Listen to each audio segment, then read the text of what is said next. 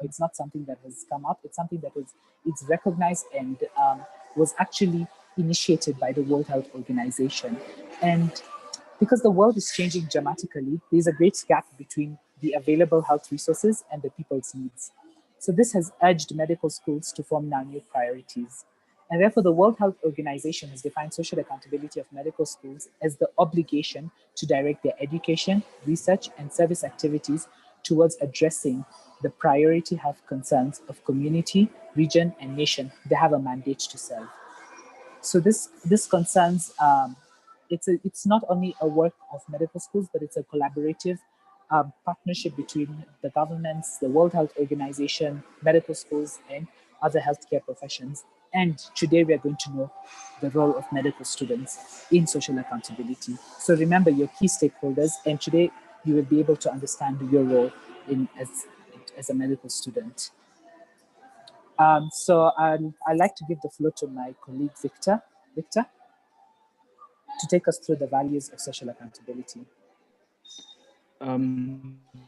Thank you. Before I proceed, I see Kelly's hand is raised. So I'd like to give her this opportunity to ask or speak. Sorry, that's my mistake. Okay. So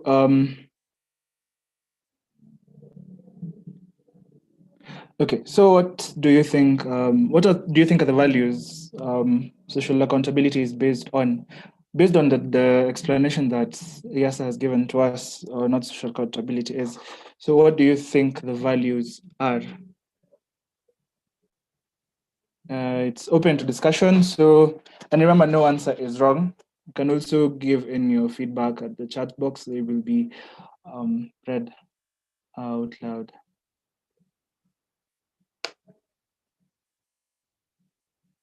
I will share my screen.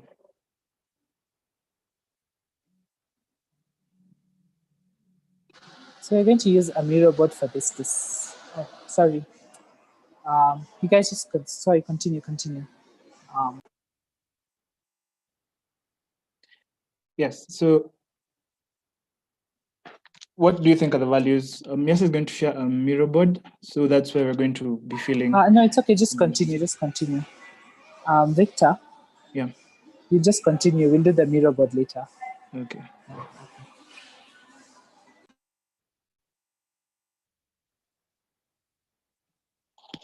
So, yeah, what do you think the values are?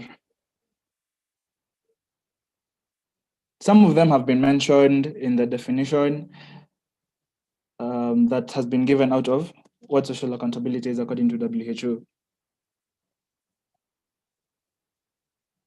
I see Noreen has given us quality. Yeah, very good. So we have quality. Any other suggestion? Thank you, Noreen. Equity. Community involvement by Vincent Kiberu.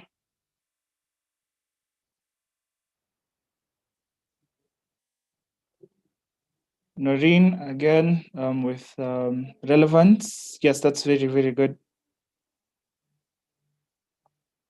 So far we have 4. And efficiency. Yeah, Noreen as well. So 5, yes, well done, everyone. So I guess you can proceed. I'll give room for 1 or 2 more values that you may think. Professionalism from Alonso. We'll take that as well as a suggestion. So remember, no answer is wrong. So don't second guess yourself. What you think flows through. Yes, professionalism, Alonso, partnerships. Yes. Remember from the definition that social accountability involves collaboration. So partnerships are also very important. Partnership between different professions. and between us students and those who interact with, those who teach us, members of faculty. Yes, any other suggestions? Those are two.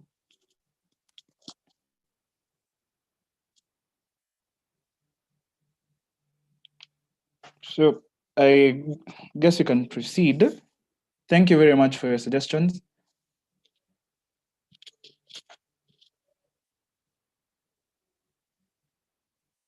So the values of social accountability, we have quality. The ones that you've given are correct, yes, but we're going to be looking more keenly at the following: quality, equity, partnership, relevance, and efficiency. And I am very elated to see that at least we had thought of this before. So because most of these have been mentioned already. So values of social accountability.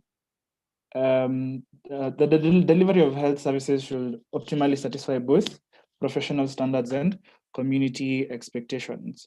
So that is the very first one. I think this should be quality, yes.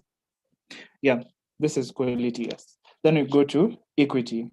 Under equity, and remember, we have the bank, yes, that everyone might be familiar with. So under equity, there is health for everyone. Health, equity, and social determinants of health should be considered in all aspects of education, research, and service activities.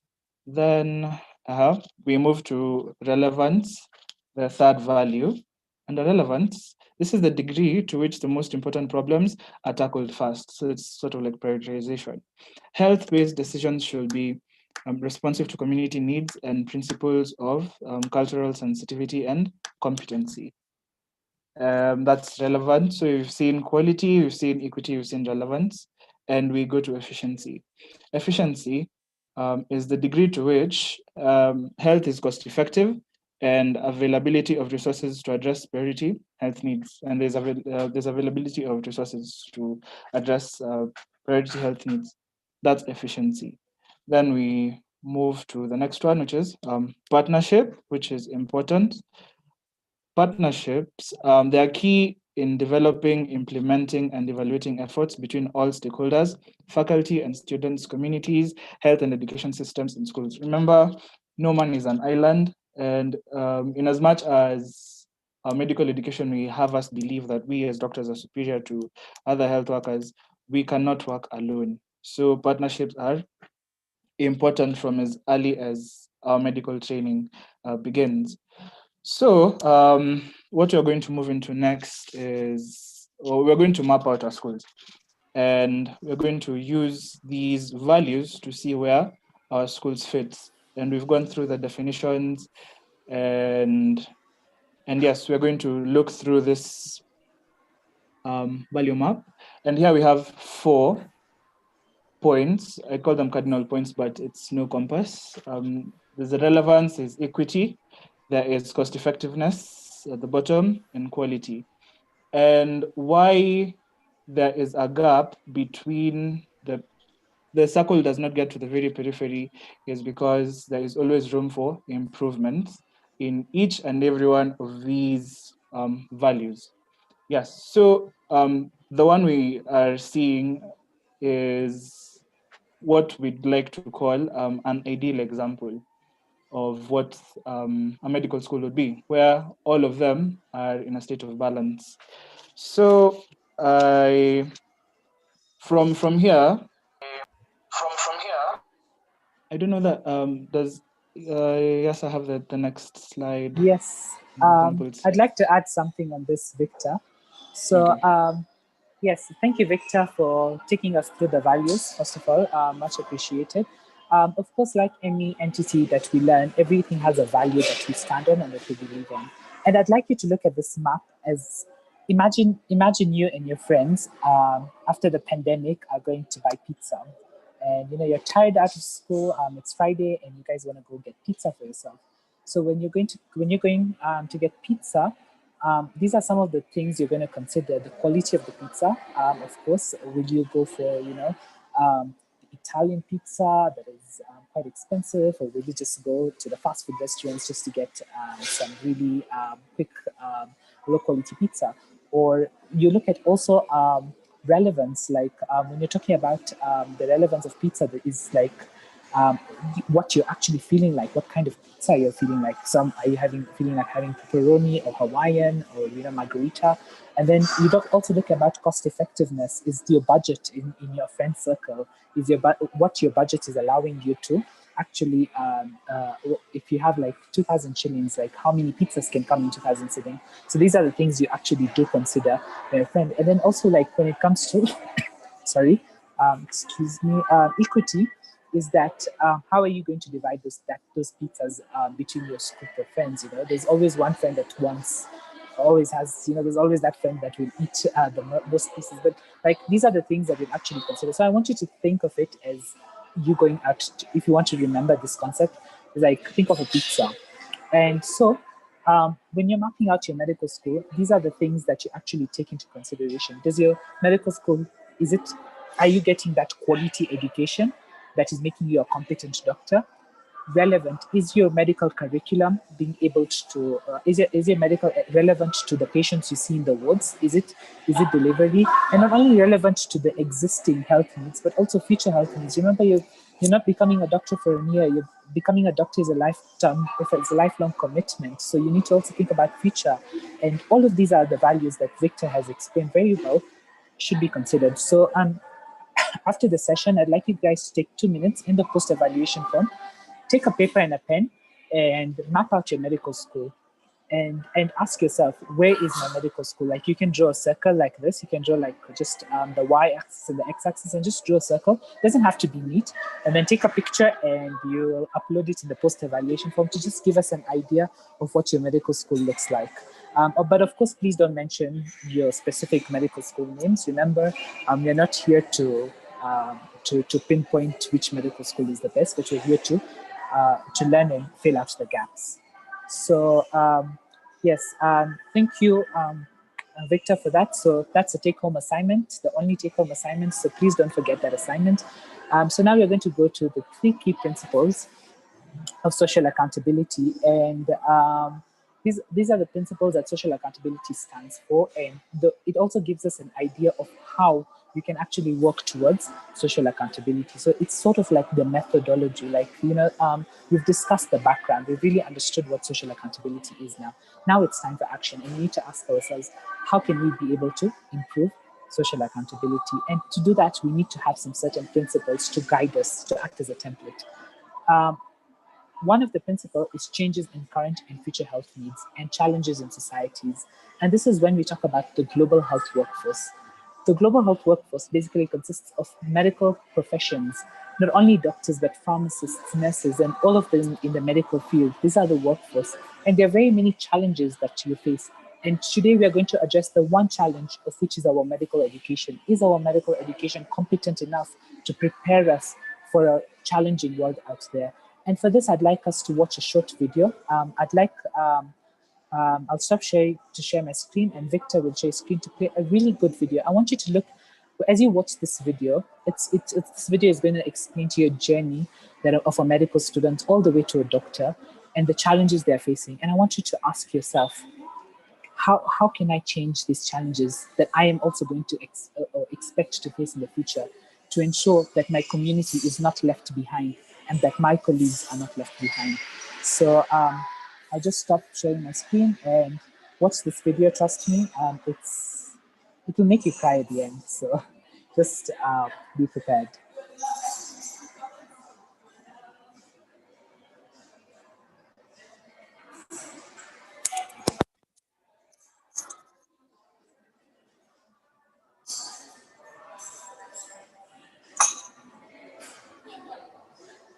Can you see my screen, yes, sir? Yes, Victor, we can see a screen. Okay. You'll just maximize it. Just make it to full screen. Okay. And you'll increase the volume. Yeah.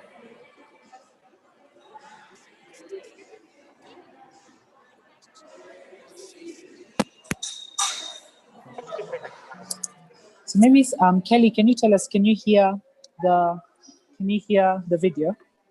Because I can't hear it. Okay, so Victor, you.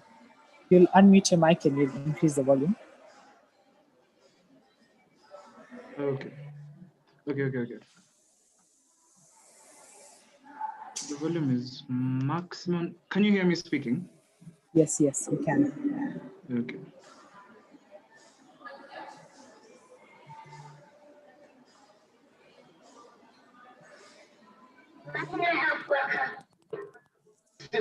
Can you hear the video now? Just play it again.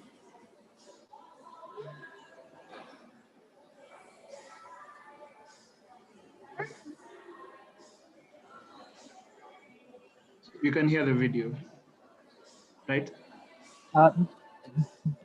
Kelly, can you confirm that? No, we can't. Or rather, I can't. Let me try using a different platform. Apologies. Sorry, guys. Also, let me try. Just a minute.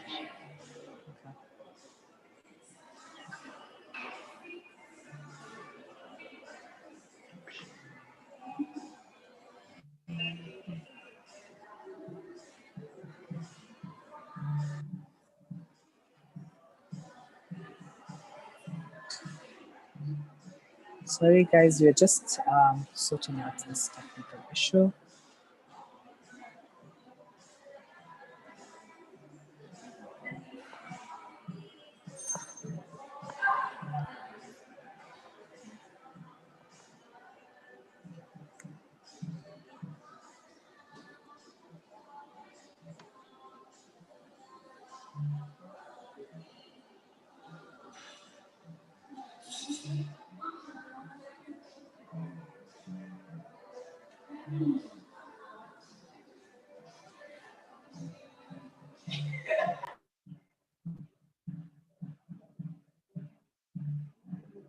I am ready.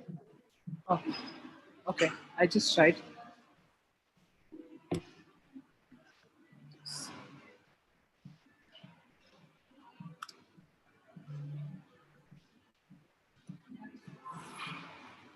Imagine a health worker. Simple, isn't it? Isn't it? Can you hear that? Yes. Okay.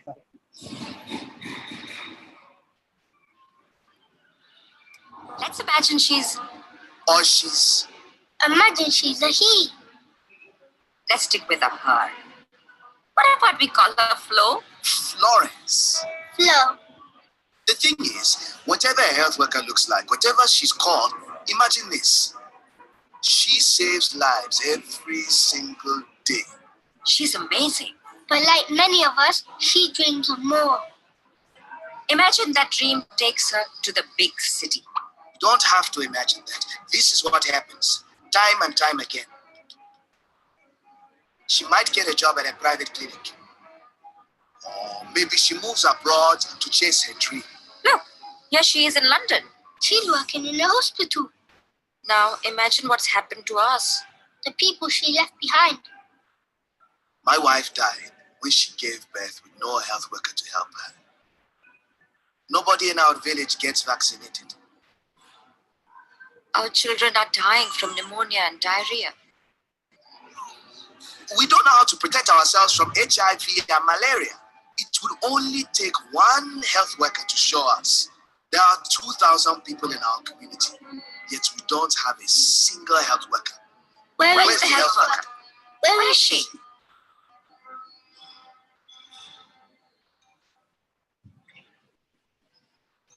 It's hard to imagine 1 billion people. It's harder still to imagine 1 billion people without a health worker. Okay, cheer up. Imagine this. Imagine she stays. What would it take to make her stay?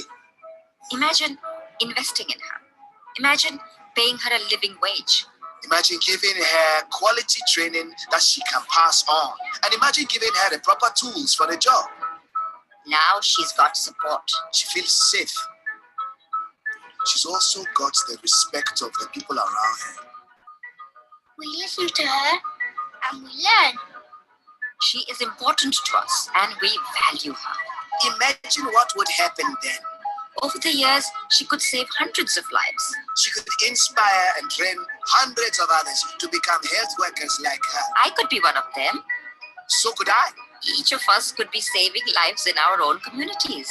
Imagine that. And then imagine what happens next. And then? And then, a health worker for everyone, everywhere. Imagine that. Now help us make it happen.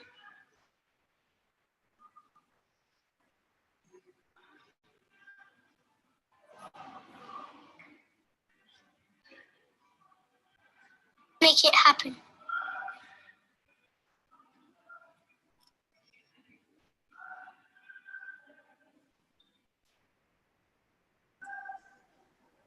Wow, a healthcare worker for everyone, everywhere. That was indeed an inspiring video. I'd like to hear at least one person's thoughts on that video. What did you gain? What did you learn?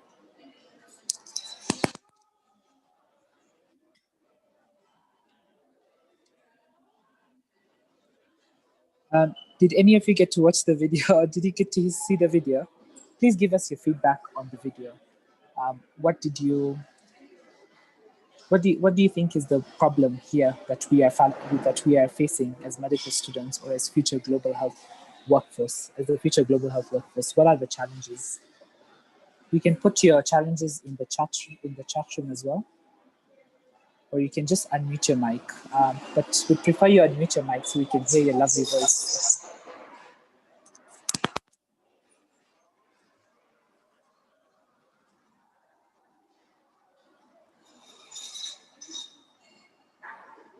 So let me ask someone. Alia, what did you think of Kelly? Yes, Kelly. Go ahead. I personally learned that this training, and once I get to be a doctor, my goal should be patient wellness.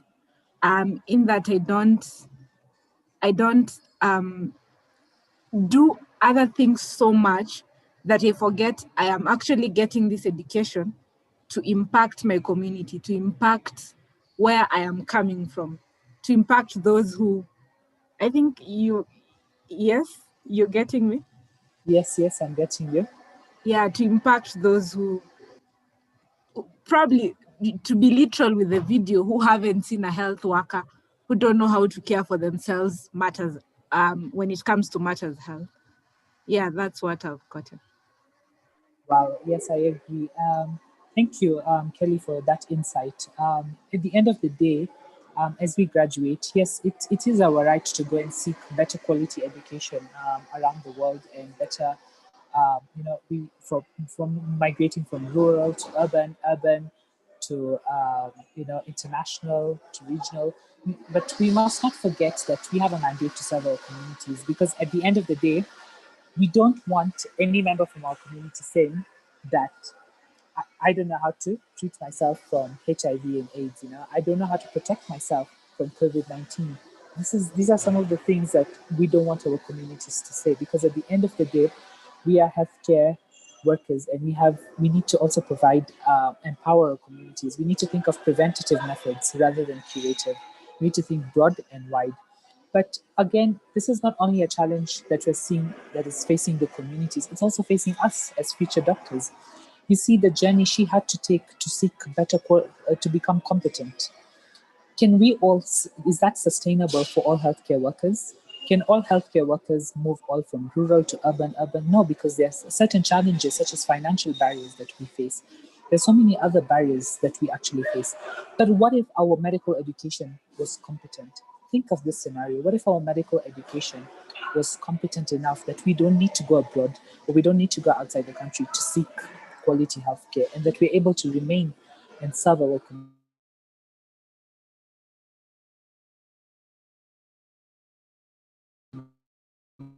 communities?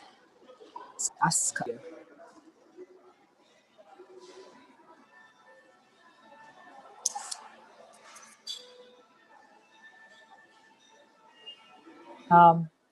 Maybe I can ask Alia. Alia, would you like to give an insight on that video?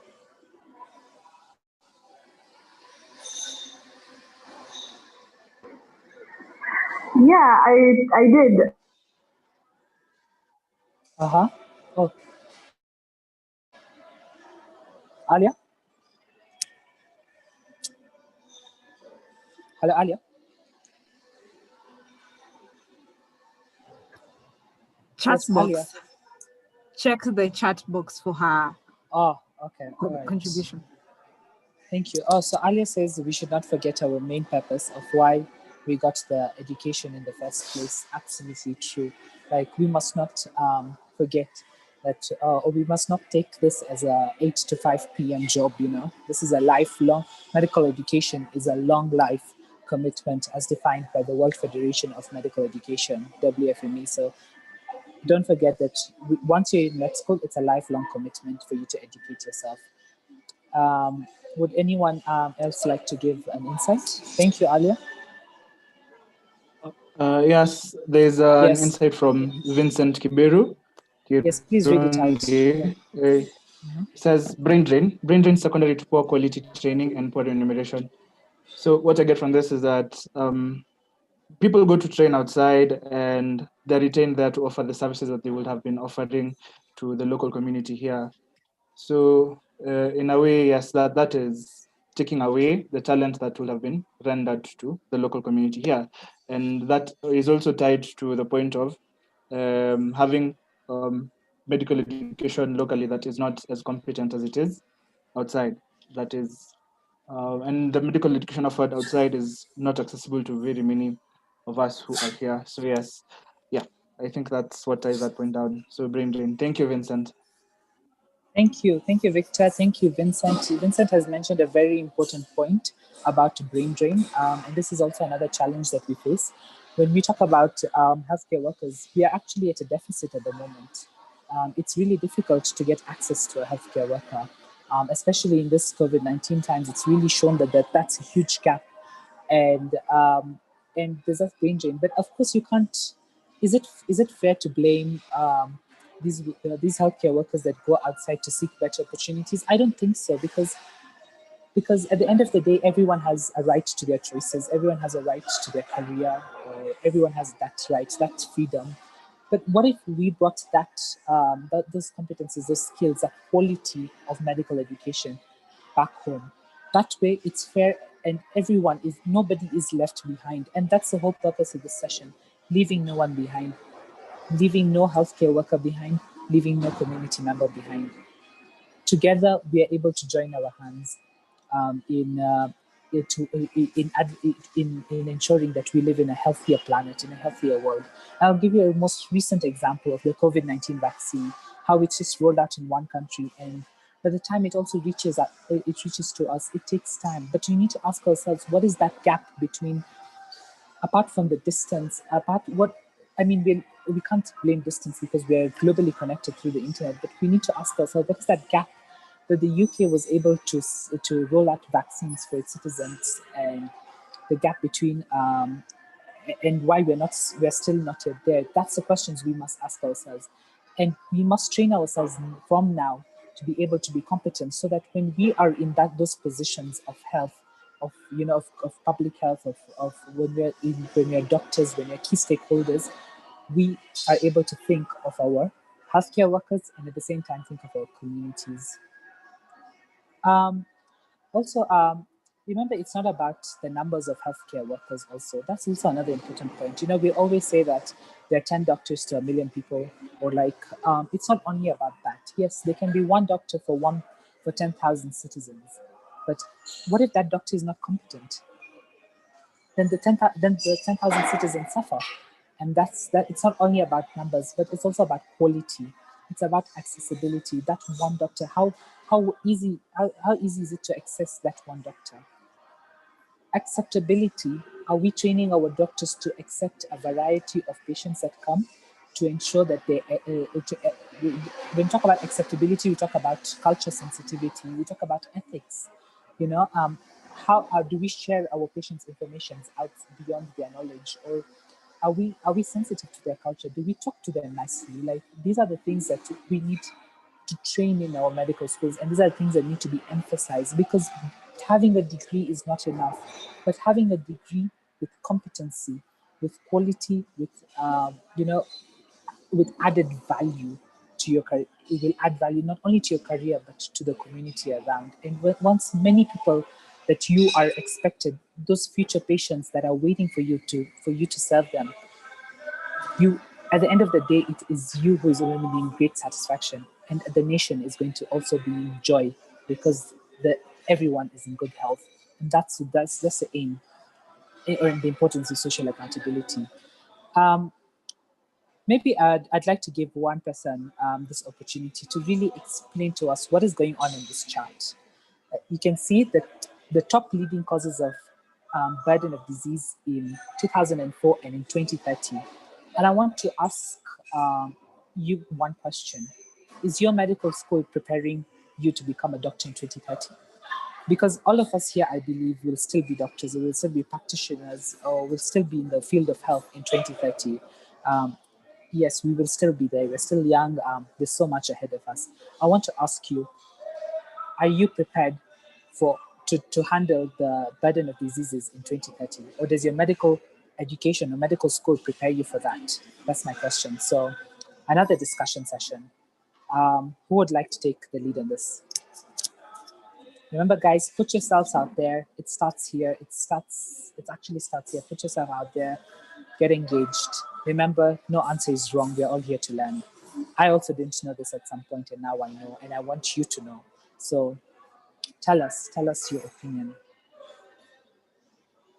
Who would like to take a lead on this and respond to that? But please don't mention specific medical schools. Just give an overview of whether your medical education is preparing you for 2030.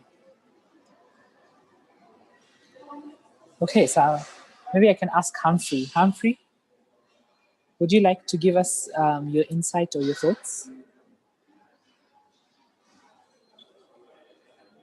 Humphrey?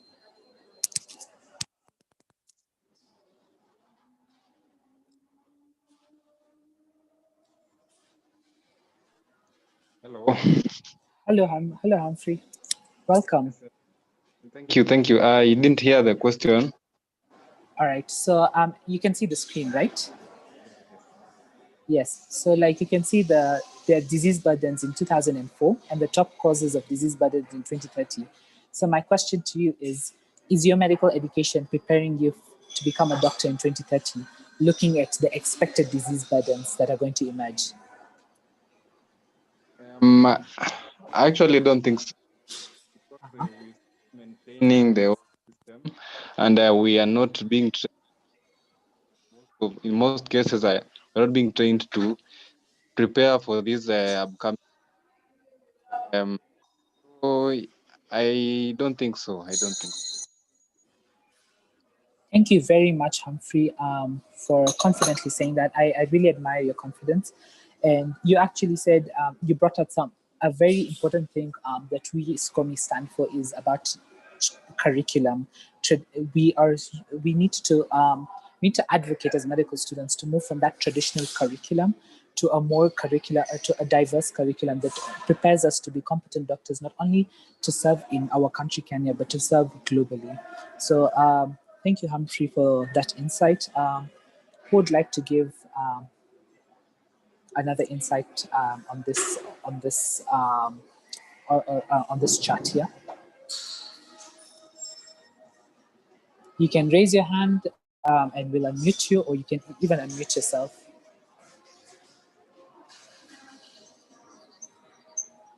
Anyone?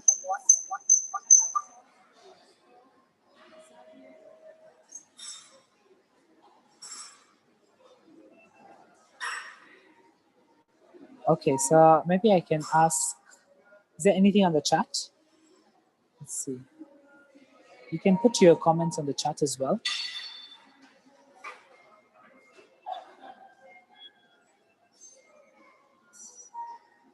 So let me ask Mohammed.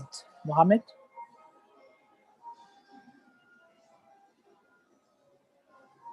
Mohammed, would you like to give us an insight?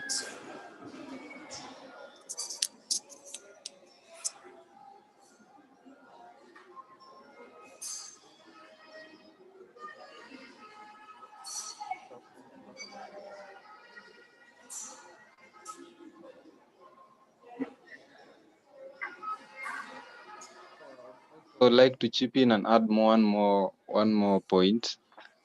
Yes, Humphrey. Yes. Go ahead. As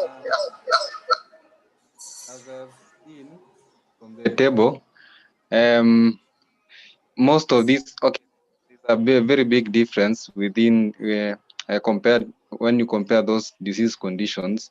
And what I actually think is that apart from our medical training, we should also be prepared to solve social problems that we have. For example, we have a lot of social challenges that are currently as a result of the different dynamics that are happening at the moment. Mm-hmm. You said, please go ahead. Sorry, Humphrey, I can't hear you. Hello. Can you hear me now? Hello.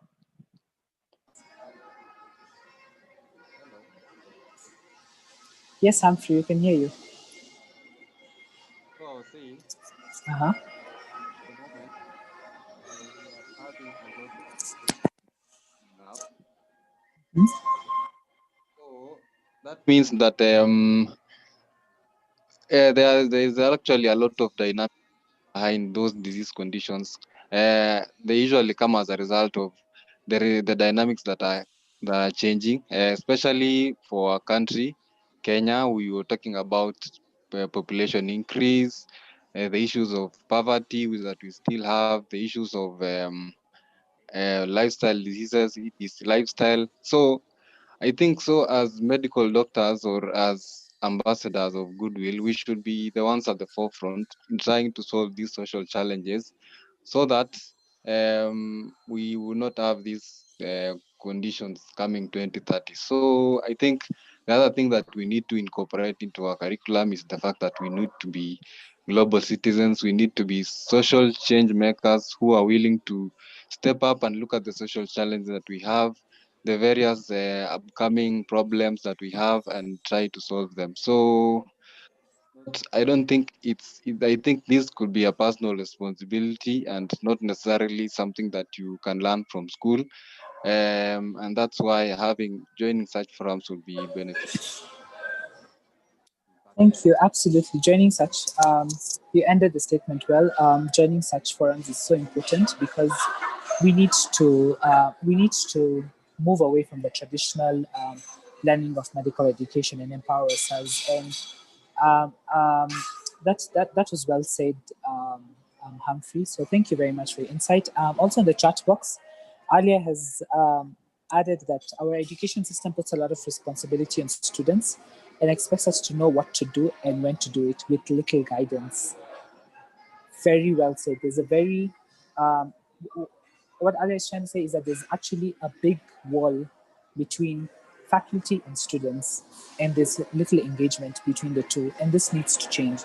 Because if you're to explore European medical education systems, if you're to explore all those education systems with really good, competent healthcare workers or with a good healthcare system, you will actually realize that students are actually involved in medical curriculum development. Students are actually in partnerships with faculty. Students are given ownership of their medical education, and it's not a top to bottom approach, but it's a partnership approach. And this is what we need to advocate for in our countries. But of course, not forgetting the relation to our local context to ensure that our education makes us is relevant to our local context. And then Vincent has also said that our university is training us to handle the upcoming disease by shaping our attitudes towards practicing, by encouraging a strong reading culture, which is good. Yes, it's good to have a strong reading culture, but you you've actually put up a really good point. Yes, reading is important, but what do you do with that knowledge if you cannot share it out with others, if you cannot help build, if you cannot improve on it through research? Yes, it's good to know that this COVID-19, it exists, but what are you doing to add value to that disease to ensure that we can prevent transmission? And that can be done through research, which we're going to come across in the upcoming towards the end. So well said, Vincent, Alia, and Humphrey. I also encourage the three of you. Oh, Kelly. Yes, Kelly. You've raised your Just hand. to back Just to back Humphrey up a bit, looking at our 2030 disease projection, I think these diseases will mostly be caused by lifestyle diseases and diseases that stem from the psychiatric department, of which I think the medical education system now is trying to play a role in our education by, we've seen the focus that has been on the mental health nowadays, which contributes to our lifestyles. And I think that will change, will reduce the lifestyle diseases that are out there. Just to be a bit trivial, quote unquote, something like hearing loss, and which begins at adult onset. I think I've read somewhere that one of the causes of this hearing loss that advances with time is probably a blast of loud music. If you look deeper into such things, nowadays young people probably listen to loud music when they are stressed out, and from where I sit, the importance, the emphasis put on this mental health education will change this projection. Well said, Kelly. Thank you. Kelly has brought out another issue about mental health, and it's a really important issue, especially facing us medical students. And we need to ask ourselves, do we ever receive that sort of faculty guidance, or do we receive faculty support when it comes to issues around the mental health? So this is another important issue that you've raised. So thank you very much, Kelly. Kelly, Humphrey, Alia, and Vincent. Thank you for your insights, and I really encourage you. There'll be more opportunities in SCOME in the upcoming term, and I really encourage you to apply or to show interest and actively engage in the committee to to voice other medical students and to expand this to ensure that no one is left behind. Again, so thank you for your insights. Partnerships. Partnerships, it's a very important thing, and we're going to do a bit of a brainstorming session on this on the area around partnerships, and I'd like us to on Miro board. So I'll just share my screen, and yes, so let's make this super interactive. And yeah, so partnership. So I want to ask you, who do you think are partners? Now, when we want to, in our medical education, who do you think is your partner? Who do you think are our partners?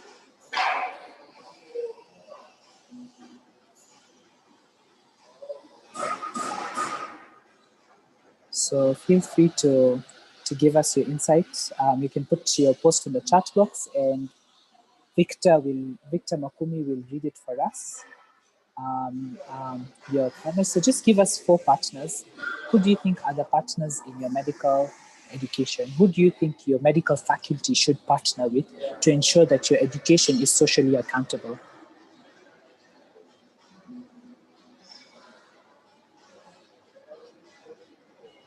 I see Kelly's hand is raised. Sorry, I forget to remove it. Sorry. Since Kelly, you're unmute, you can give us the first partner. Who do you think your medical faculty should partner with to ensure your medical education is socially accountable?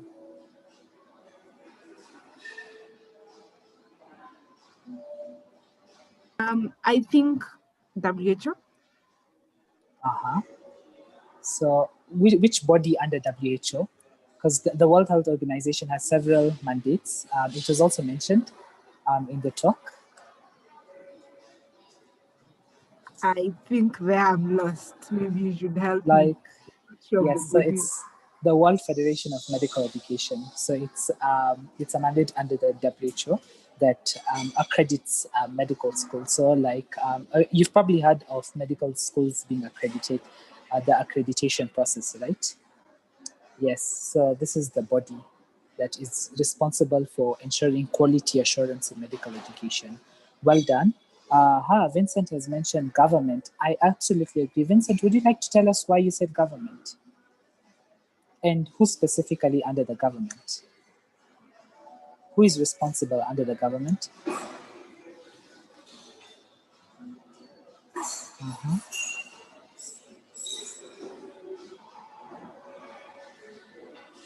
Yes, I So, think Vincent yes. had mentioned earlier that he would be traveling by PSV, Oh, so okay. he wouldn't be able to speak. So, to help his point on the government, I Yeah. think the Ministry of Education and the Ministry of Health should be Yes. would be key stakeholders.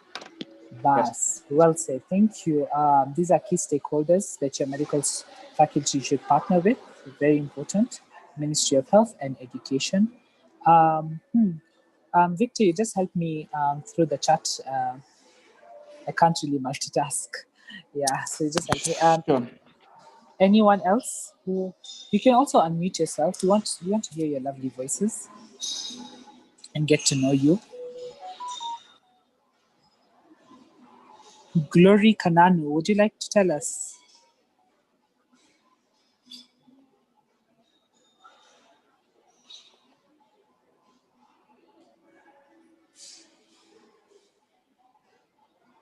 Or Jim, Maureen, you've been silent. Would you like to tell us? Maureen Barsigo, would you like to give us your insights, or would like to give us a partner which your faculty should partner with?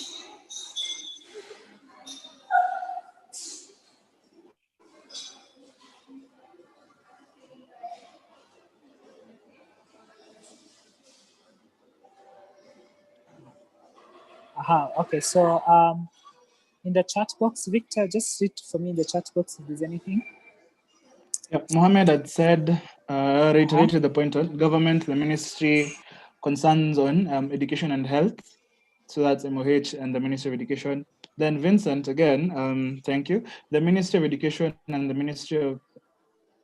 Ministry and Health should collaborate in ensuring standards of training and meeting and standards of training meet and maintained in all medical training institutions. So standardization of medical education in all medical institutions.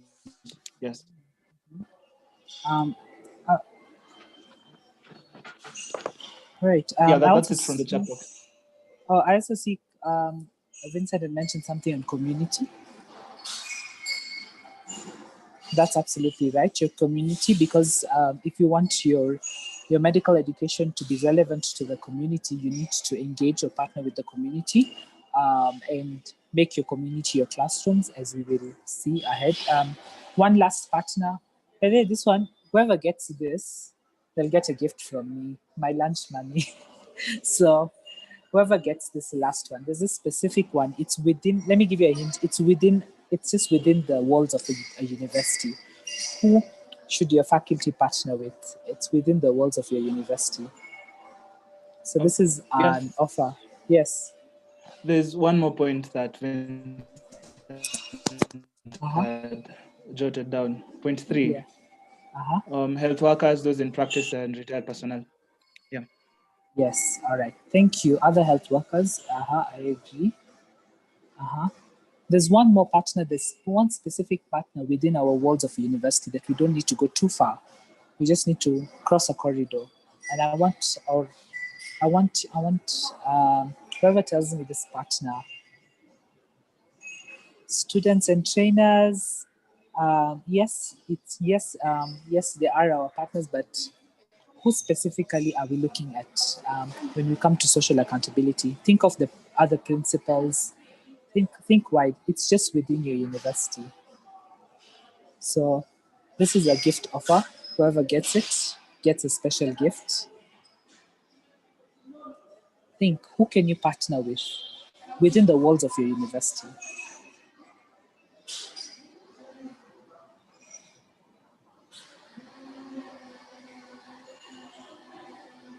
Right. Did Vincent mean trainers for lecturers? Is trainers the same as lecturers? Yes, I assume like the ones who train us. Yes. So I saw Alonso unmuted himself. Alonso, would you like to give us that partner and grab hold of the gift?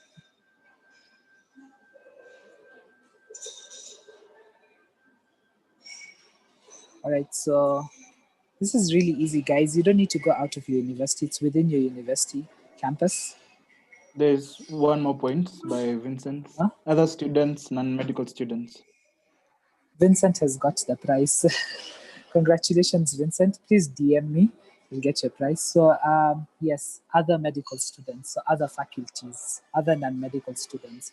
So other faculties. Well said, Vincent. So a big clap for you. And yes, this is so important, is that sometimes when you think of all this collaboration, we've gone international, government, community, and everything, but we are forgetting what's home is other faculties. And I'm talking, is there any non-medical student here? Any non-medical student? Okay, so I'm assuming we're all medical students. So it's about our faculty, other faculties, like these are the nurses,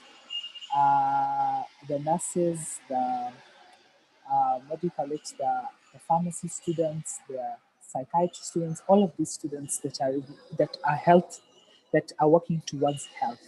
This is the partnership, and we're going to come across a very important concept that we need to bring into light in our Kenyan medical education system. And we're going to come across it, and this is, or we're going to come across it in the slides ahead. So allow me to reshare the screen and we continue so we can finish.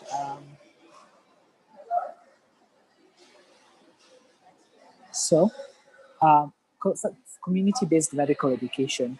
So community-based medical education is activities that use the community extensively as a learning environment.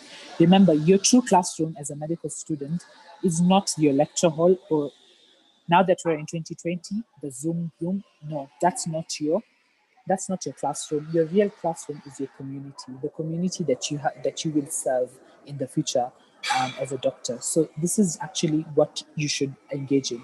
So you need to find out. You need to ask yourself: does my medical education engage my community? That's the first thing you need to ask yourself about community. Second is just give me a minute.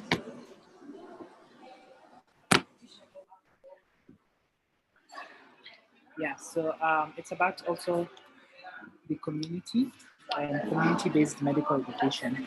So how your faculty engages with the community to expose students to the community and learn. Another important thing, still in the line with community, is community-based participatory research. Do your medical students engaged in research within your community? Like, are you able to collaboratively work? Because remember, all of this data, if you look at your textbooks, today I want you to do a simple homework. Go to your textbooks, and if you see that data, you'll always see in the United States, 13%, this is an example, 13% of people suffer from a certain carcinoma. But why don't we have this data here?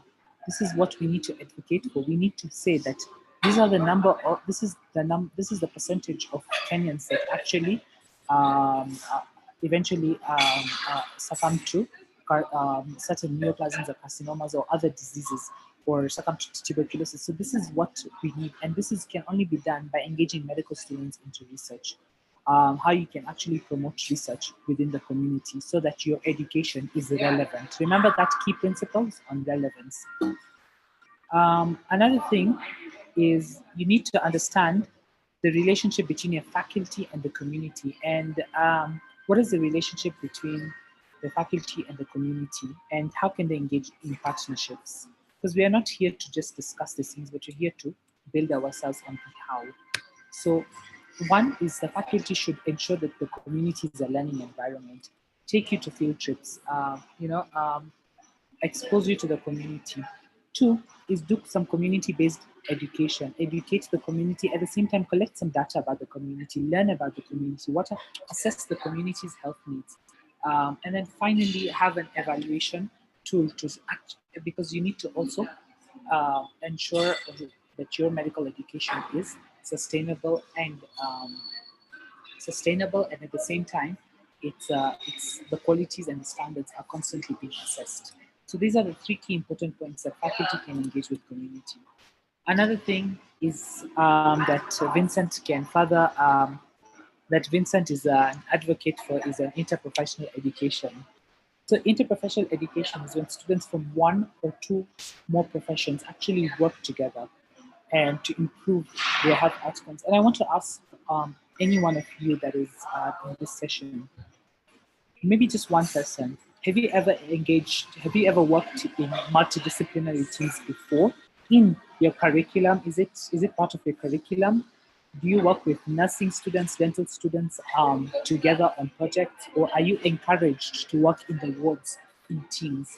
So especially the clinical students, when you're taught your clinicals or your tutorials, are you encouraged to work in teams? So who would like to give an insight on that?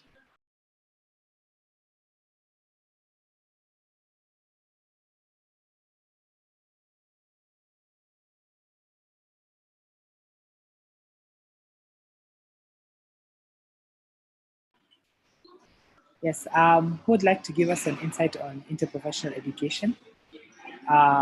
You can even say no, I've never heard of it before and it doesn't really happen in my education. So just give us some thoughts about it. Are you against it or do you think it's important? Jimmy. Hello, Jimmy.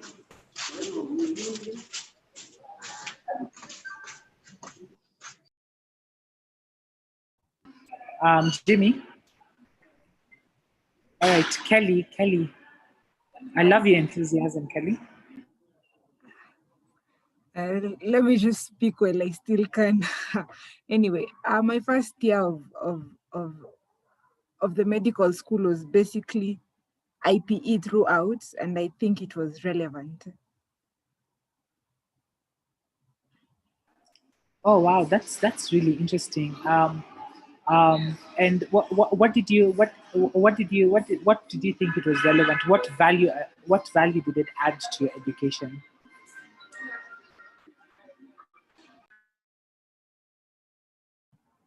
I think it emphasized the value of each and every different profession in the medical field. It also helped me to see that I can't work alone, regardless of the culture out there. I just can't work alone. I think also strikes in the nation have shown us that one profession can never work on its own. We need each other. Yeah. Thank you very much, Kelly. You actually said the truth. You cannot work alone, and that's a brutal truth. You cannot work alone in this medical field. Everyone has a role to play, and because at the end of the day, you can't do everything as a doctor. And at the second time, you will realize when you look at the importance of interprofessional education, is that it also fights that issue that doctors face about burnout or overworking for several hours. Because once everyone knows their role, it's so much easier. You work for less hours, you're well rested, and at the same time, you're able to provide that quality service to your patient. So interprofessional education is so important because if you notice, if I'll take, I'll, this is also something when you go in your wards, back in your medical schools, look at each profession. You'll see there's a lot of overlapping duties between nurses and doctors and pharmacists. Some are not even consulted at all, between nutritionists and all of these things. They never work in teams. And so there's a lot of overlapping duties. And the end result is doctor burnout or healthcare worker burnout. And all the healthcare worker burnout feel discouraged and some of them even drop out from the profession. So we need to also ensure that our medical faculties engage in interprofessional education. So yes, brainstorming time, because of time constraints, we will not go dwell into IPE, but if you're interested in IPE, it's going to be our national priority for SCOME national team for the upcoming year 2021. So make sure you stay tuned and you can stay up to date if you want to join the team. if you want to participate in IPE-related activities, it's going to come in the upcoming year. So opportunities, grab hold of opportunities. So we're going to also touch about global health, the final principle of social accountability. And we're going to ask ourselves, what is really global health? And of course, global health is defined as the area of study, research, and practice that places a priority on improving health and achieving equity for all people worldwide. So global health is, so why is this important? Because at the end of the day, it involves these key terms: study, research, and practice, all that are incorporated within a medical education. And at the end of the day, we all want to become global health advocates. We want to ensure that we engage in research and we engage in ensuring that there's health equity for all, to ensure a healthy nation, a healthy world. Not only that, we want to train ourselves to be globally renowned medical doctors. We don't want to be known as a Kenyan medical doctor, but we want to be known as a global medical doctor. So we want to, it's through global health and engaging in global health where you're able to understand different countries' health systems. How does Brazil in HIV, how does Brazil deal with HIV as compared to South Africa? What are the gaps? What are the benefits? What can I bring to my country? And that is global health. Learning health beyond Kenya, learning health beyond your local context, so that you're able to bring innovative solutions or adapt solutions that have worked elsewhere to your problems. And that's the reason why, as medical doctors, you don't restrict yourself to your local chapter, or to, if you're a student at your end, don't only limit yourself to your end. Engage in activities that will be such as this one, where you're able to collaborate with medical students from nine local chapters, and where you're able to exchange challenges that you're facing in the health systems, get their perspectives of their medical education. What are the gaps in your medical education? What does one university offer that the other doesn't offer, and why? These are the questions you need to ask. And it's through forums like this, through active discussion, that we'll be able to become global health leaders. Go beyond your national association. After MSAKE, get involved in those international associations where you're able to work with other medical students. Start now. Global health can be promoted. Go for an exchange to a new country, and learn about its health system and its education, and ask yourself, what do they have that we don't have, and what they don't have that we have. You need to start asking yourself certain questions in order to ensure that you are well equipped to face any global health challenges. So that's why your medical school should engage you in global health education. Another component and another priority that is going to come up in the SCOME national team for the upcoming year. So again, stay tuned. What is your role as medical students? And I want to ask all of you, what do you think your role as medical students is? And we're also going to do another brainstorming session on this. And as you tell us your role as medical students, what do you think your role is?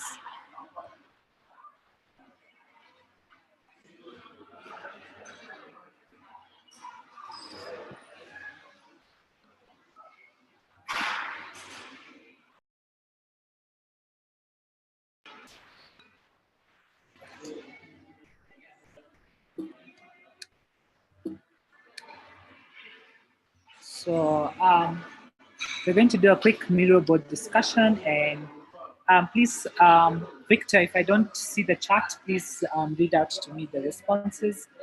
What is your role as a medical student? What do you think your role is? Because we're here to build you. We're here to educate you, to empower you.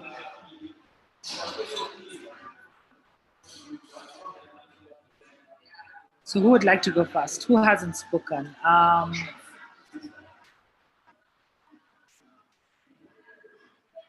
Would Emmanuel Gudu, would you like to tell us what do you think your role is as a medical student?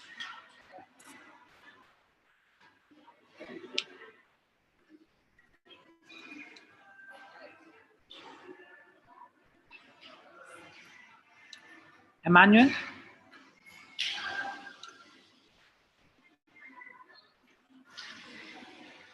You can also put it on the chat box.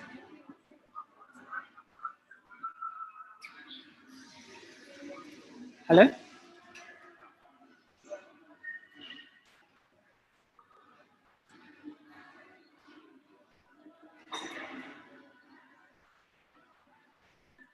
Okay, Alia, what do you think your role is?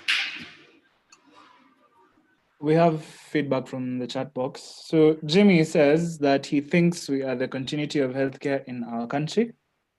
Yes. And Alia says that our role is to improve the health status in our community. To improve our health status.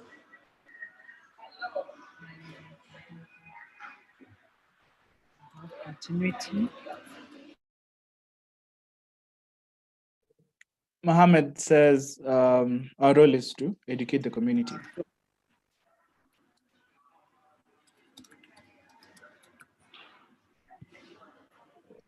What else? I see Mohammed has put something on the chat. Yes, to educate the community and to take part in research.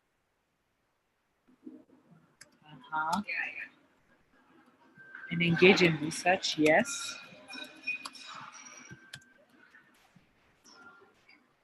Again, I'm looking for this one point.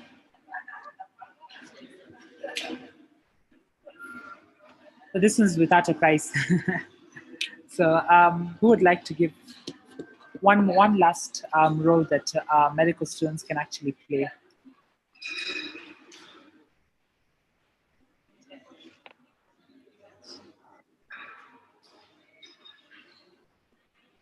Come on, guys. We're almost done, so.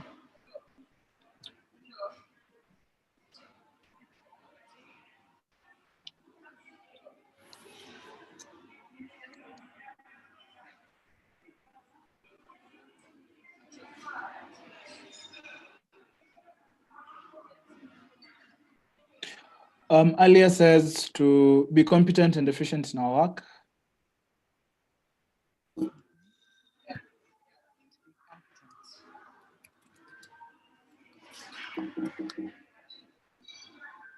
Okay, thank you, guys.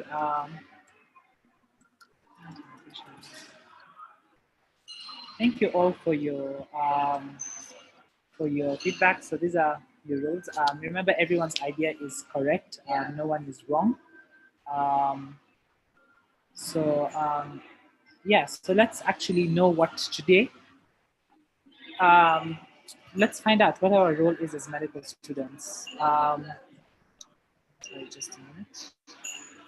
Yes, remember who we are. We are, okay, so I think we can come this last. And time for action.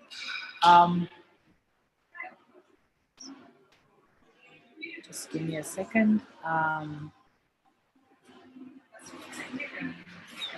Okay, so, okay, just time for action. Because out of given, I can't see an option here, so we're just going to sit down and discuss and ask ourselves what are we going to do in our local chapters? What are we going to do in our medical education to fill out the gaps that are existing?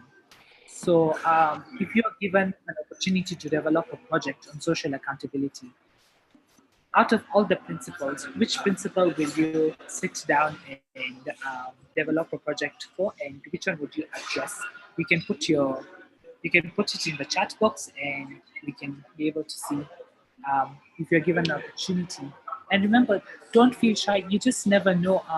We can take this opportunity, and you can work on it and get international recognition. Feel free to share your ideas. Like, it's time to take action after learning all this. Which project would you actually develop in your local chapters or in your universities around social accountability? And when you think about this, think about the principles.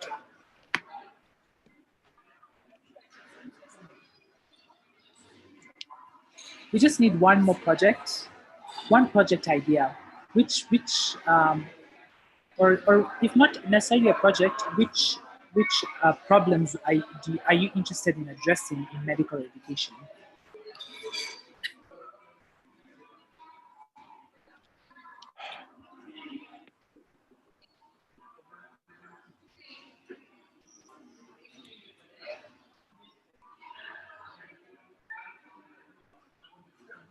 Come on, guys.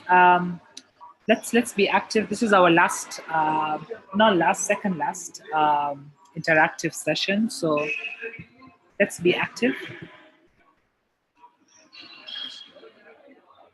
Okay, so maybe Kelly, you've been I can now officially call you a champion in social accountability. Kelly, would you like to give an insight on project? Sorry? On the kind of action I'll take, or what? Yes, on the kind of action you're going to take from this session after learning in your local chapter or in your medical education. Okay, maybe just to be a bit more responsible as a medical student. Now that I've seen that my contribution to the society is needs to be accountable, and it carries more weight than I think. I live up to that medical standard that is required of me. Maybe just to put it into perspective, kama sahi during the corona time, I should be wearing a mask. Such steps to accountability, yeah, I should just live up to them. Thank you very much for yes. Another thing you've mentioned is about the masks. You've brought a thing about pandemic preparedness, and we need to ask ourselves this question: is our medical education gearing us towards being pandemic prepared doctors? Are we going to, because we can never say pandemics are not going to come. Pandemics are inevitable and they are going to happen, but our response to them has to be much better than the response to COVID. So maybe we can do a quick vote. Do you think your medical education is preparing you to be pandemic prepared? If you say, you can, on the chat box, you can do 1 for yes and 2 for no. So just go to the chat box and just say yes or no. Is your medical education gearing towards pandemic preparedness to prepare you for the upcoming pandemic? Vincent too. Welcome, Vincent. Vincent is back on board.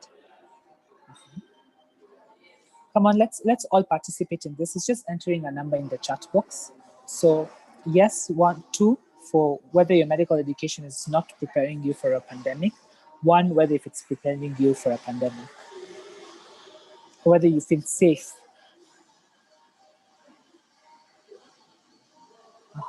So let's do this quick.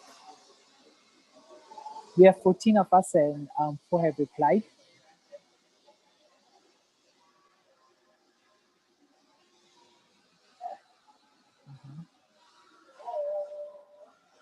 Thank you, Vincent.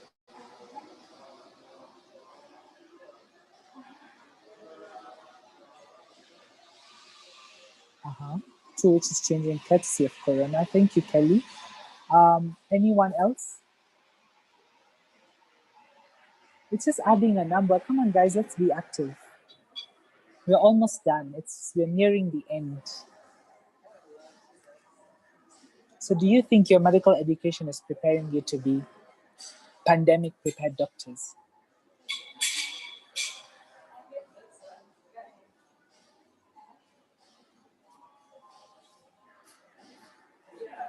All right, so from the chat, we can clearly see that the answer is Ali is saying, I'm interested in adjusting the mental health field for the medical education. We need to be able to know ourselves holistically, our health first, before we can fully help others. I agree with you, Alia, and we must not forget that without mental health, there is no health. And so, Alia, my question to you is, how do you think you can work in your capacity to promote interaction between students who are working in mental health and students and medical students? Because there's also medical students face these mental health conditions. Also, it's a healthcare worker problem, not only a patient problem, but a healthcare worker problem. But what do you think are the solutions towards addressing mental health issues and how we can improve our education? Because the topic is social accountability. in mental health now from a mental health perspective?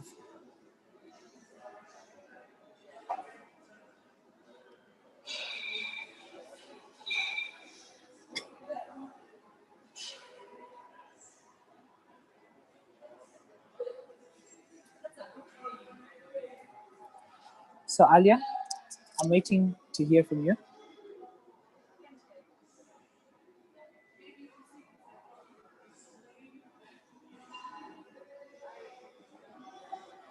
So Alia has said, oh, she'll get back in a second. So as we wait for Alia, hold that thought, and we'll come back to the issue around mental health and social accountability. So we're nearing the end. So guys, stay put.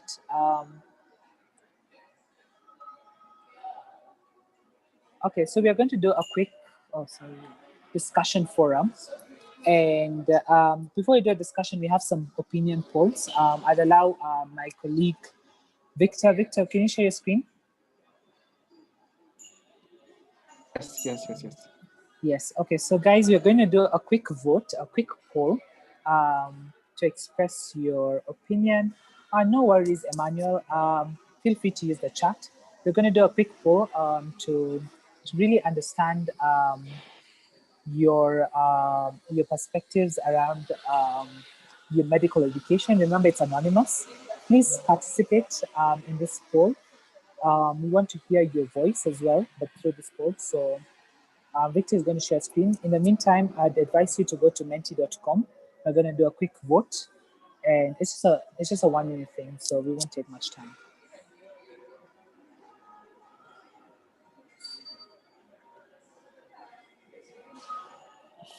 So I believe you can you see my screen? Yes, we can see your really cool screen.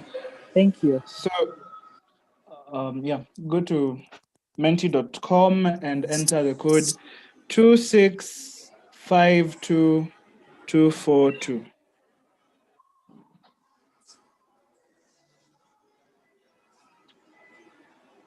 Then you can get to see the polls as they come in.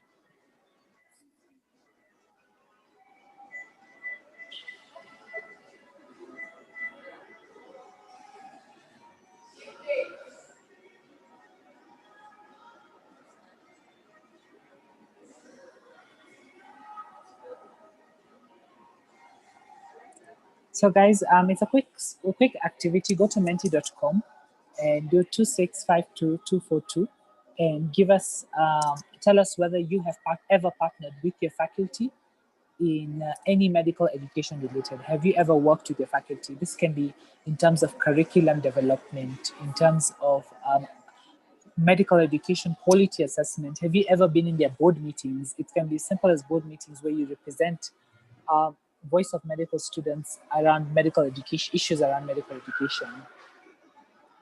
So just go to menti.com and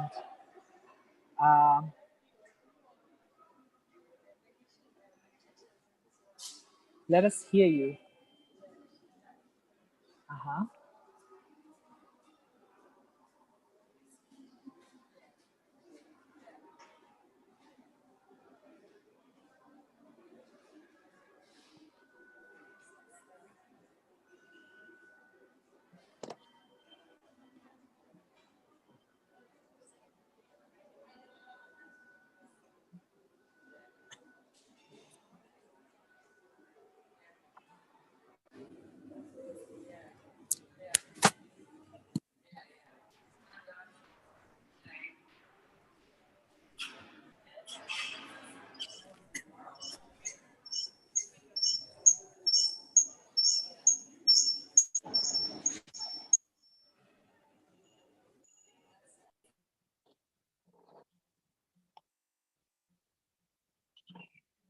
So the vote stands at 2 yeses and 2 noes.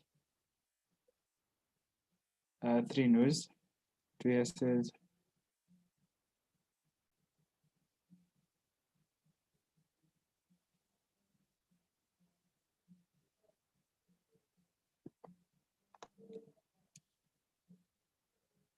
Seems Kevin today is not receiving as much love as we would have accorded him in Home Alone.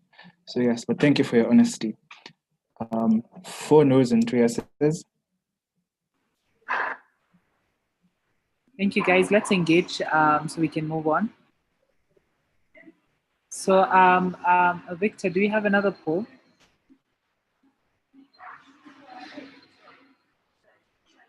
Oh, yes, we have another poll. Yes. Okay. So I think we can move on to the next poll. Okay. It's the same code, I assume, right? Yes, same code. Okay. So, guys, the next question. So, hold on to that Menti and tell us: is your school socially accountable? After learning today's session, tell us: is your school socially accountable? Is your medical education socially accountable? Please feel free. Remember, it's anonymous, so we won't know who is saying who. We won't know who is from who where. So feel free to voice your opinion.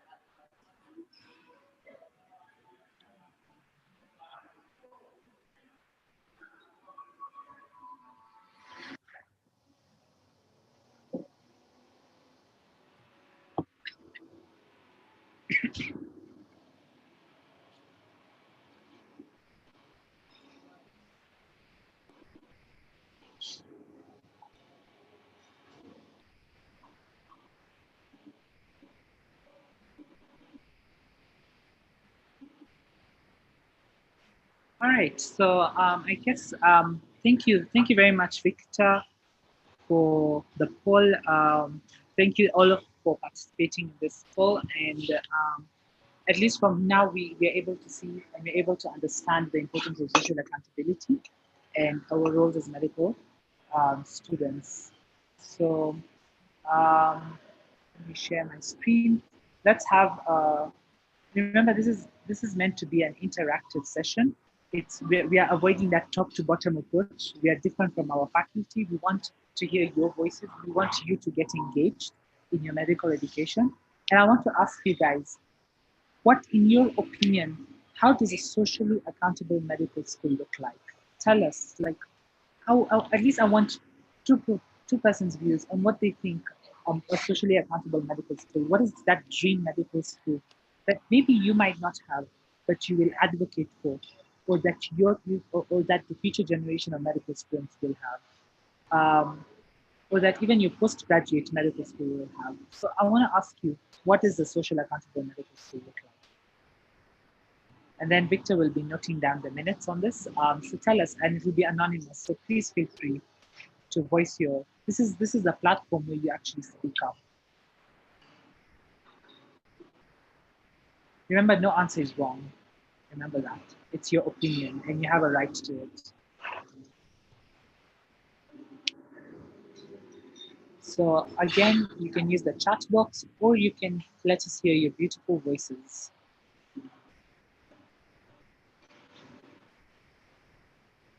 So there's a point from Alia in the chat box. She said that what she thinks can help is educating the students as well as professionals on how they can improve their lives with mental health. We can help them understand just like fever needs a sick of or break, having low moods or depression needs attention too. At the moment, I feel there is need for education and enlightenment on mental health, and that we can do better by not just applying it to others but ourselves. This in turn will help us understand other people more. This was in relation to a discussion that was going on earlier, but we hadn't read this comment. So yes.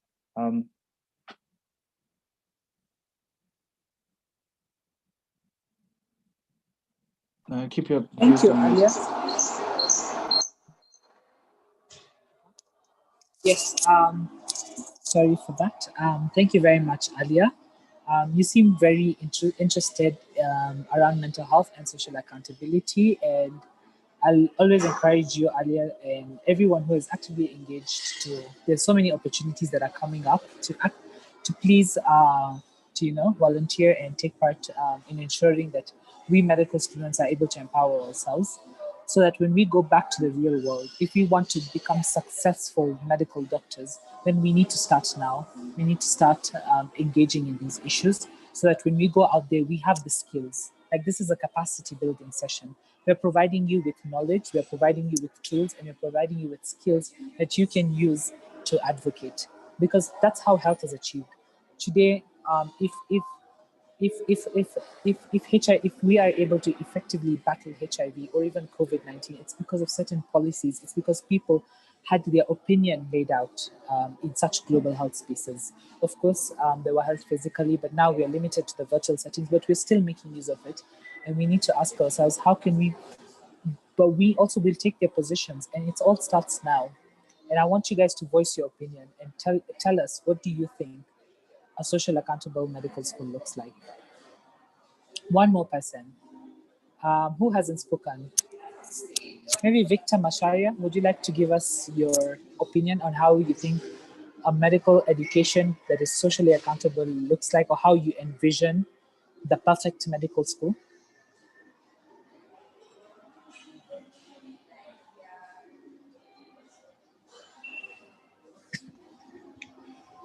I really don't have anything here to listen. All right, okay. No worries. Thank you, Victor. Anyone who would like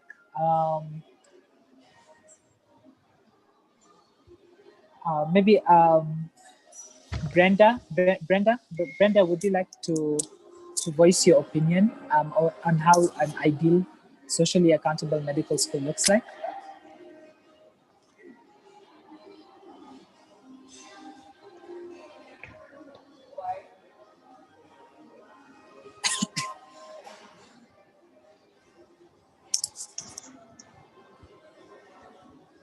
Brenda,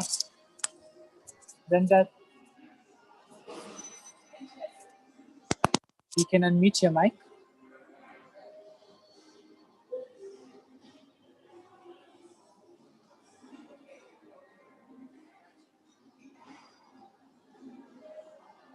So Brenda Chelangat. Okay, so we can get an opinion from our champion Kelly. Kelly.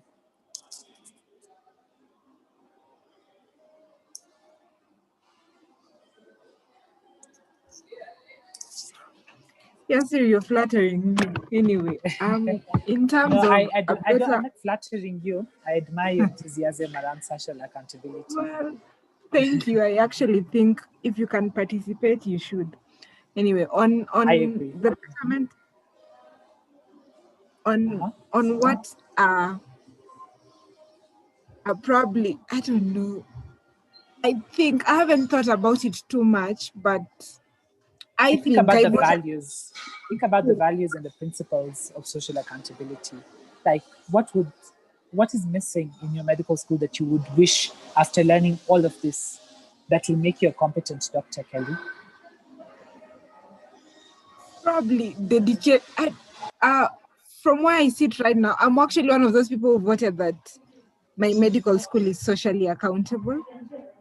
In terms of putting the patient as a goal first, as in treating the patient holistically first. I think my medical school does that right from year one by the IPE program to year two, where we actually go to the community before we even start the clinical practice. I haven't thought about something I could add for now. That's interesting. Which medical school do you go to, Kelly? I'm laughing because my classmates, I don't know, might not really agree with me. I don't know, Aliyah and Malina. Oh, you're from Moi. Yeah, yes, because in terms of administration, it's work, but the quality, for now, for me, the quality is actually patient-oriented. Patient-oriented. All right. Okay. Well done. Thank you. Thank you, Marlene.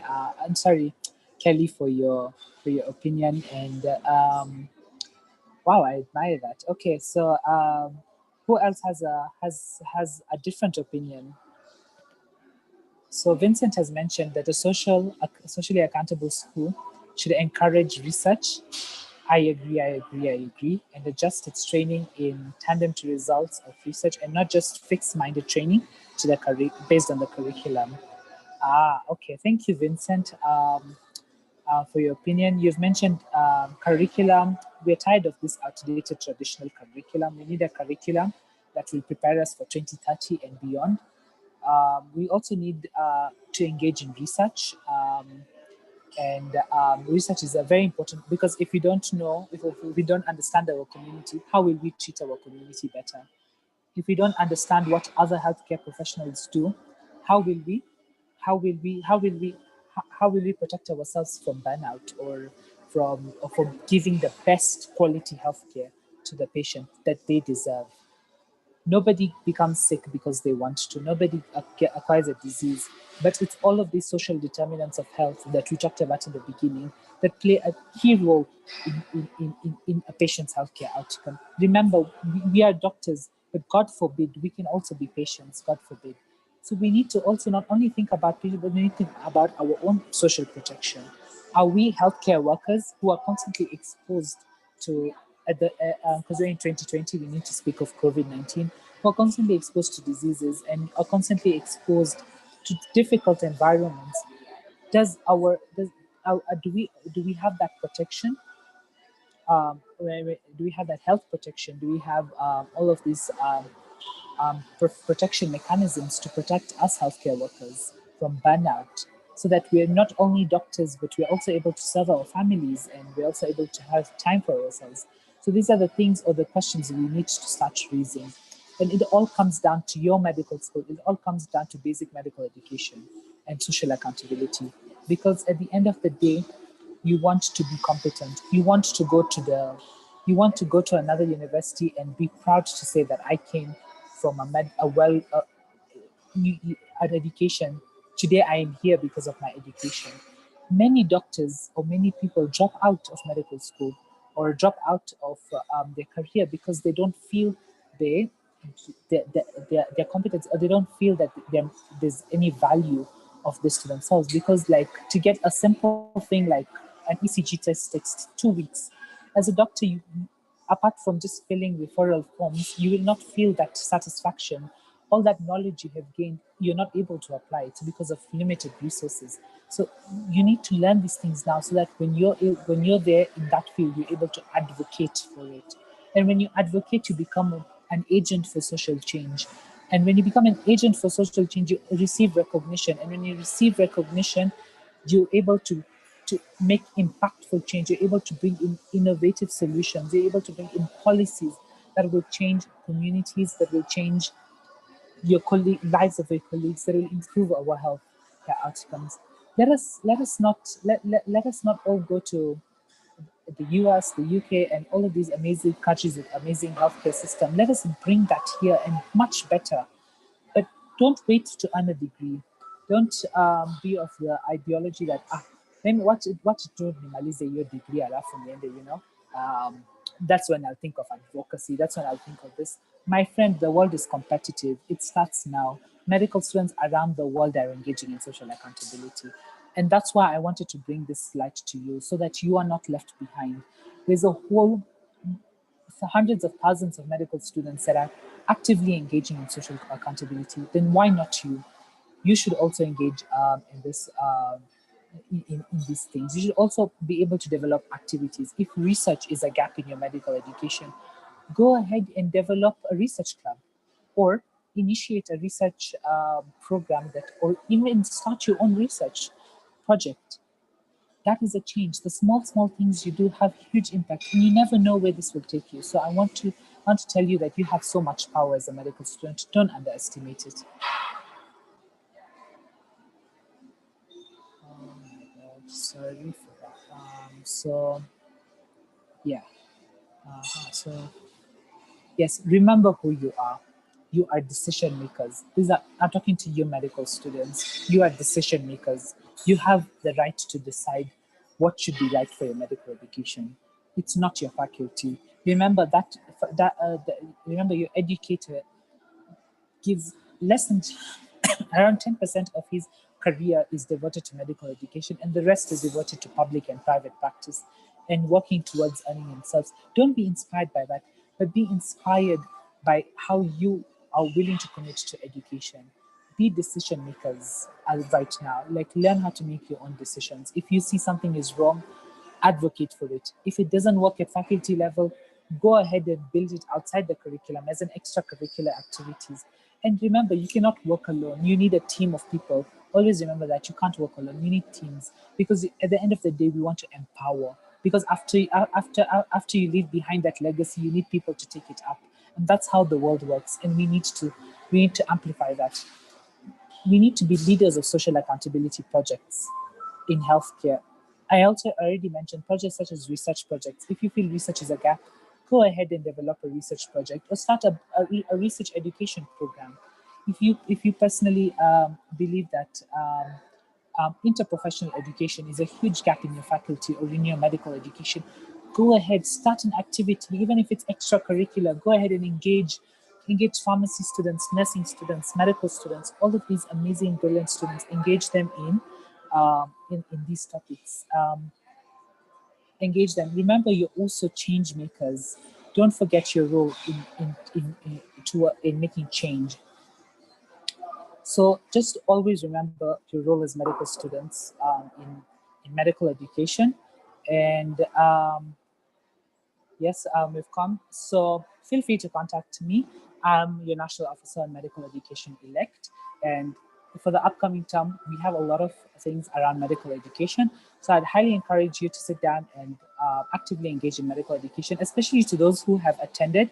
We have taken down your how active you are. We've taken down your names actually. And I want you guys from this session to now actively engage in SCOME, become activity leaders, start engaging in activity, and SCOME will help you with recognition, with empowering, with skills, and we can work together towards change. So these are my contact details. Feel free to contact me at any time. You can call me, WhatsApp me, email me, follow me on Instagram or anything. Like, you can just contact me and we can work together on several projects. I can open you to the world of medical education and so many opportunities that you can have. We can do research. There's so much we can do in medical education. So let's work together to fill this gap. Last but not least, I'd like to take this opportunity to thank my co-facilitator, Victor Makumi, for helping me facilitate this session. Victor, thank you very much.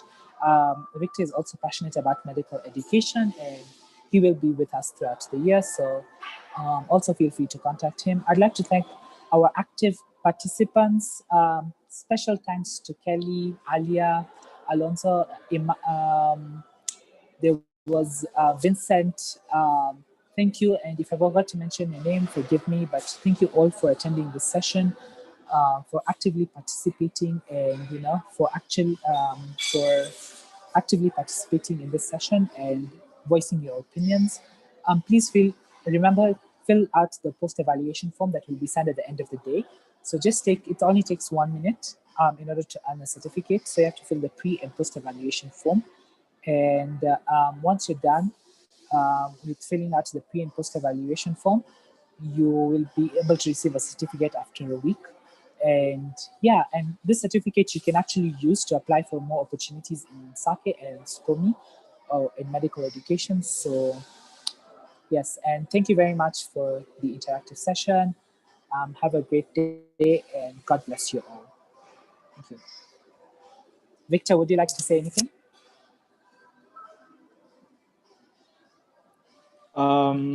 Yes, there are people who communicated that they're experiencing power outage problems in Nairobi. Yes. So the link will be shared to the group so that they can be able to watch this session much later on.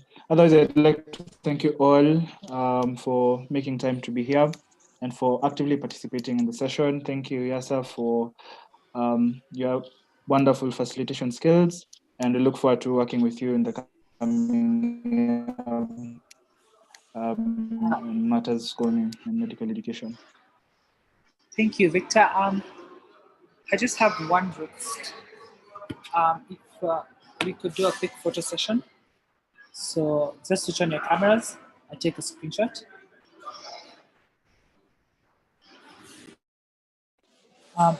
Victor, could you post on the group so in case anyone left, they can join in for the photo session so that everyone can be cooperated. So just switch on your cameras all, please.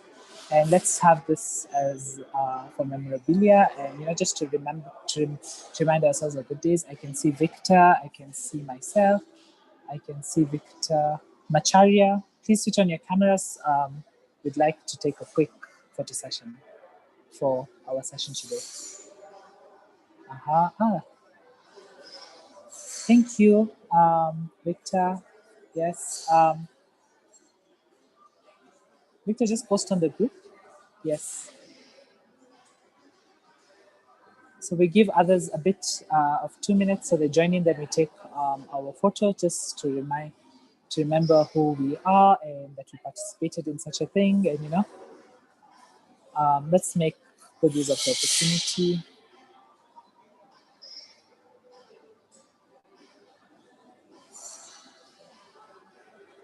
So Mohammed, Brenda, Shalangat, Jimmy, Sandra, Alia, Emmanuel, Alonso, please allow us to see you for a quick photo session.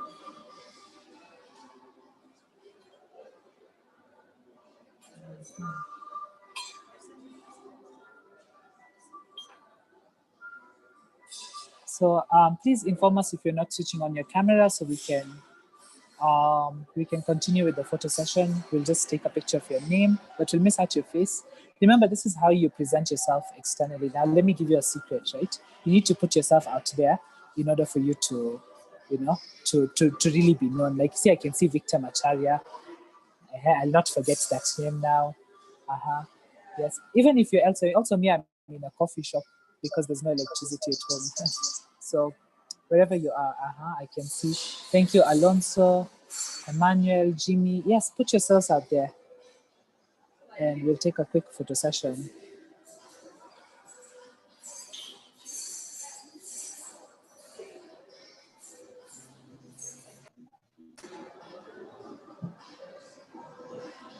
So just Sandra. Okay, you can see two of me. Okay. Sandra, Alia, Mohammed, Steve.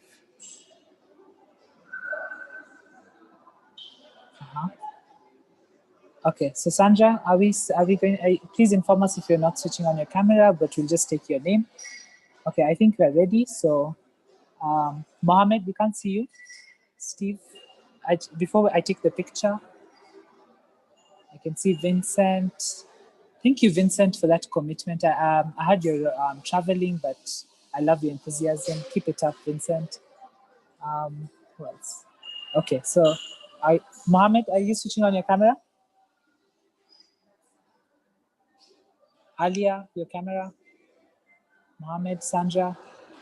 Please inform us in the chat so we can start. Okay, Alia won't be able to. Thank you, Alia. No worries, but please stay on. We want to see your name. Vincent. Okay, there I can go. Emmanuel, Udu, Mohammed, Sandra, Steve Odhiambo. All right, no worries, Mohammed. Steve, would you like to switch on your camera? We're waiting for you, Steve.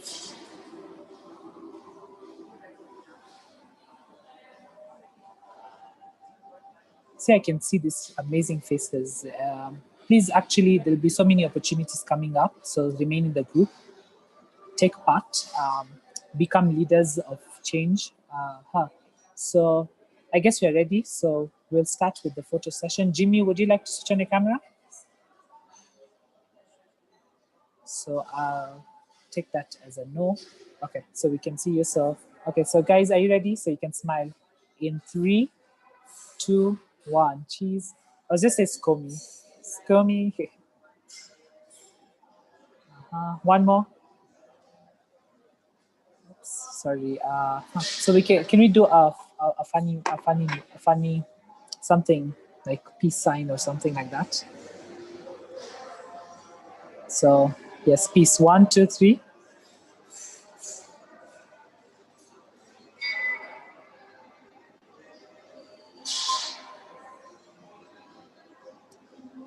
Sorry. So 1, 2. Okay. Thank you guys so much for the wonderful session, and I'm so glad you guys took part. Please remain alert for the SCOME opportunities that are going to be available. So stay in the group, fill out the post-evaluation form to earn a certificate, and engage in trainings. Feel free to contact me if you want to learn about anything, if you want to engage into medical education more, if you want to bring your ideas on board. You can even join our activities, become part of it. So please be there, apply for opportunities. We will give you recognition, even international recognition. So feel free. Our goal is to empower you, and we want to, at the end of the day, we want better healthcare outcomes for our beloved country, Kenya. So take care. Asante sana. God bless. Bye-bye. See you guys.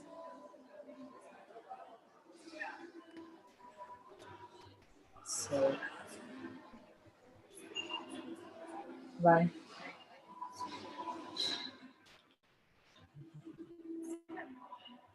Thank you, Victor.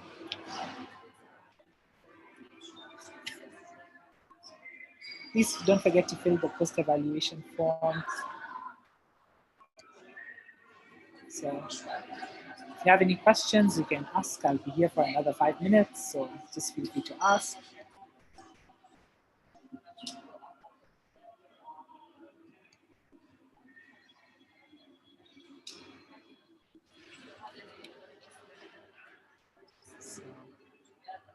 You can also leave a comment below in the chat box. So,